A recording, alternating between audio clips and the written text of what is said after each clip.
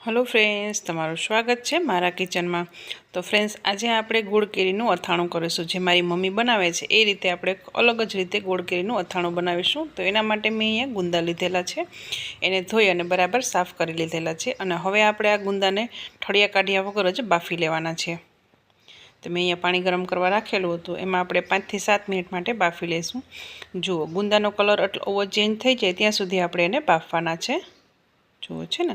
तो हवे आपणा गुंदा बफाई गया तेमांथी आपणे पाणी नितारी लईशुं अने पाणी नितरी जाय पछी आपणे एमां निमक अने हळदर एड करवानी छे। तो मैं अहींया 2 चमची निमक अने 1 चमची जेटली हळदर एड करी छे अने एने बराबर मिक्स करी अने आपणे कलाक माटे रहेवा दईशुं। तो हवे कलाक थई गई छे अने आपणुं निमकनुं पण बराबर पाणी थई गयुं छे। तो हवे आ गुंदामां आपणे खाटुं पाणी एड करवानुं छे।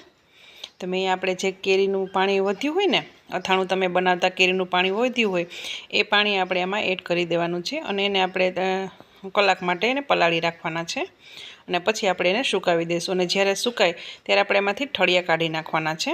અને એવી જ રીતે મેં અહીંયા 250 જેટલા ગાજર લીધેલા છે અને એમાં આપણે ખાલી નિમક જ એડ કરીશું અને બરાબર મિક્સ કરી અને થોડીવાર માટે રહેવા દઈશું જેથી નિમક ગાજરમાં ચડી જાય। અને હવે આ ગુંદા અને ગાજર જે છે ગુંદામાંથી મેં કેરીનું પાણી જે છે એ નિતારી લીધું છે અને ગાજર પણ મેં કોરા કરી લીધેલા છે। તો હવે એને બંનેને આપણે સુકાવી દઈશું। અને મેં અહીંયા 1 કિલો કેરી લીધેલી છે જેને મેં આવા ટુકડામાં કટ કરી અને પછી જ માર્કેટમાંથી લઈ આવેલા છે। તો હવે એમાં આપણે 2 ચમચી નિમક અને 1 ચમચી જેટલી હળદર આપણે એમાં એડ કરી દઈશું અને એને પણ બરાબર મિક્સ કરી દઈશું। અને હવે આપણે કેરીને આમાં ઉપરની એની છાલ જે ગ્રીન છે એ યલો ઉપર ન થઈ જાય ત્યાં સુધી આપણે એને પલાળવાની છે અને વચ્ચે વચ્ચે આપણે એને હલાવતા રહીશું। તો જુઓ 5 થી 6 કલાક થઈ ગઈ છે અને કેરી જે છે એમાં નિમકનું પાણી પણ છૂટું પડી ગયું છે। તો હવે હું તમને છાલ બતાવું। જુઓ એમાં ફરતી જે યલો છાલ થઈ ગઈ છે ને એવી આખી છાલ થઈ જાય ત્યાં સુધી આપણે કેરીને સૂકવવાની છે। હજી આપણી કેરીની વચ્ચે જે ગ્રીન છાલ છે એ પૂરી યલો થઈ જાય। જુઓ તો હવે અહીંયા 10 થી 12 કલાક થઈ છે અને કેરી જે છે આપણી સરસ રીતે પલળી ગઈ છે। તો આપણે એમાંથી પાણી નિતારી લઈશું અને હવે આપણે આ કેરીને સૂકવવાની છે પણ જ્યાં સુધી એમાં પાણી નીતરે ત્યાં સુધી આપણે એનો મસાલો કરી લઈએ। તો મેં અહીંયા ગોળ કેરીનો જે તૈયાર મસાલો આવે છે એ જ મસાલો લીધેલો છે। મસાલો 200 ગ્રામ લીધેલો છે। એમાં 2 ચમચી આપણે નિમક એડ કરી દઈશું અને મારા મમ્મી જે છે એ કાચું તેલ નાખે છે, ક્યારે ગરમ કરીને નથી નાખતા। ફ્રેન્ડ્સ, તમે જ્યારે અથાણું બનાવો છો ત્યારે શું કાચું તેલ નાખો છો કે ગરમ કરીને એ મને ચોક્કસથી જણાવજો। તો જુઓ હવે તેલ પણ ભળી ગયું છે અને અહીંયા 200 થી 250 ગ્રામ જેટલો ગોળ, તો અહીંયા મેં ભીલી ગોળ લીધેલો છે એને પણ ખમણીથી આપણે ખમણીને લીધેલો છે જેથી આ મસાલામાં ગોળ જે છે એકદમ સરસ રીતે ઓગળી જાય। અને હવે એને આપણે બરાબર મિક્સ કરી લઈશું। તો આવી રીતે ચમચાથી તમે કરશો ને એટલે ગોળ જે છે એકદમ સરસ રીતે ઓગળી જશે।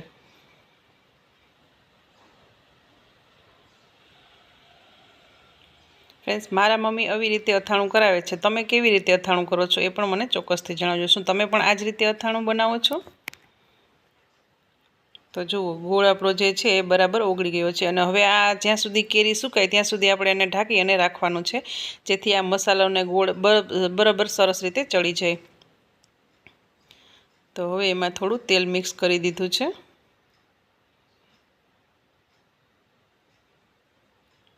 અને હવે આ મસાલાને આપણે સાઈડમાં રાખી દઈશું। અને આપણે જે ગાજર પહેલાં સૂકવેલા હતા આ ગાજર મેં 15-20 દિવસ પહેલાં સૂકવીને એક સ્ટોર કરી લીધેલા હતા। એ ગાજરને વધારે સુકાઈ ગયા હોય તો આપણે એને આવી રીતે પાણીમાં 5 મિનિટ તમે રાખશો ને એટલે થોડો સોફ્ટ થઈ જશે અને કેરીમાં પણ આપણું પાણી નીતરી ગયું છે તો કેરીને પણ આપણે સુકાવી દઈશું। તો એ જ્યાં સુધી થાય ત્યાં સુધી આપણે ગાજર અને ગુંદા જે છે એને આપણે પાછા ગાજરને પાણીમાંથી નિતારી અને આપણે પાણી આખું બધું કાઢી નાખવાનું છે। તો આવી જ રીતે આપણે ગુંદા પણ સુકાવેલા હતા। તો હવે એક તપેલીમાં આપણે ગોળ કેરીનું જે પાણી વધ્યું હોય ને કેરી એનું આપણે નિમક અને હળદરવાળું પાણી આપણે જે સ્ટોર કર્યું હોય એ પાણી એક તપેલીમાં લઈ લેવાનું છે અને એમાં આપણે ગાજર અને ગુંદા જે આપણે પહેલાં સ્ટોર કરેલા હતા પલાળીને, તો એ ગાજર અને ગુંદા જે છે બંનેને આપણે ખાટા પાણીમાં પલાળી દેવાના છે। એને ખાલી 5 થી 7 મિનિટ જ રાખવાના છે જેથી એ થોડા સોફ્ટ થઈ જાય। અને 5 મિનિટ પછી આપણે બધું જ પાણી જે છે એ નિતારી લઈશું।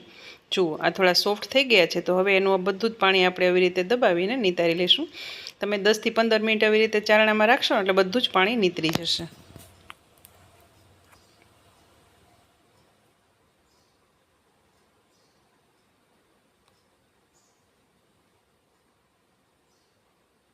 તો હવે જુઓ પાણી બધું નીતરી ગયું છે ને, તો આપણે જે કેરી સુકાવેલી છે ને એની સાથે જ આપણે આ ગાજર અને ગુંદાને સુકાવી દેવાના છે।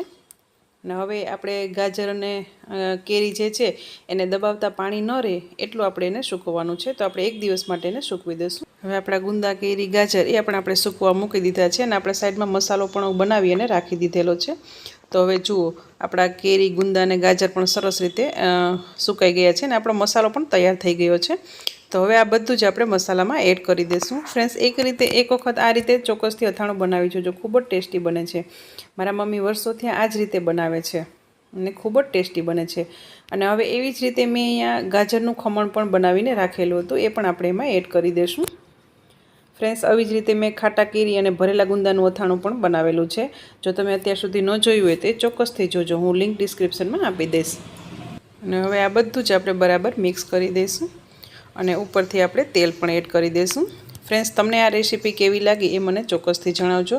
અને જો તમને આ રેસીપી પસંદ આવી હોય તો એક વખત એને લાઇક કરી તમારા ગ્રુપમાં શેર કરજો અને અવનવી રેસીપીના વિડીયો જોવા માટે મારી ચેનલને સબસ્ક્રાઈબ ચોક્કસથી કરી દેજો। તો ફ્રેન્ડ્સ આ સ્ટેજ ઉપર તમે ચેક કરી લેજો, નિમક જો ઓછું હોય તો તમે એડ કરી શકો છો। અને હવે જુઓ આપણો મસાલો સરસ રીતે મિક્સ થઈ ગયો છે અને આપણું અથાણું પણ બરાબર મિક્સ થઈ ગયું છે। તો હવે આપણે એને એક બરણીમાં ભરી લઈશું। તો જે બરણીમાં તમારે ભરવાનું હોય એને પણ તમારે એકદમ સ્ટરીલાઇઝ કરી લેવાની છે, એકદમ જે પાણી અંદર ન હોય એવી રીતે સાફ કરી અને કોરી કરી લેવાની છે। અને અથાણાને પણ આપણે હાથેથી આવી રીતે મસળી અને મિક્સ કરી લઈશું, જેથી મસાલામાં સરસ રીતે અથાણામાં મસાલો ભળી જાય। અને હવે એને આપણે બરણીમાં ભરી લઈશું। અને અથાણું જ્યારે પણ ભળો ત્યારે એને દબાવીને સરસ રીતે ભરવાનું, જેથી એમાં વચ્ચે એર ન રહે અને આપણું અથાણું આખું વર્ષ માટે બગડે નહીં। તો જુઓ આપણું અથાણું સરસ રીતે ભરાઈ ગયું છે। તો હવે ઉપરથી એમાં તેલ આપણે રેડી દઈશું। અથાણું જ્યારે પણ બનાવો ત્યારે એમાં અથાણામાં ઉપર તેલ ઉપર સુધી આવે એવી રીતે ભરશો તો તમારું અથાણું આખું વર્ષ સુધી બગડશે પણ એને એવું ને એવું જ રહેશે। તો ફ્રેન્ડ્સ એક વખત આ રીતે અથાણું ચોક્કસથી બનાવજો। તો ચલો હવે મળીએ આગળ આવી જ રેસીપી સાથે। ત્યાં સુધી bye bye, take care and thank you for watching.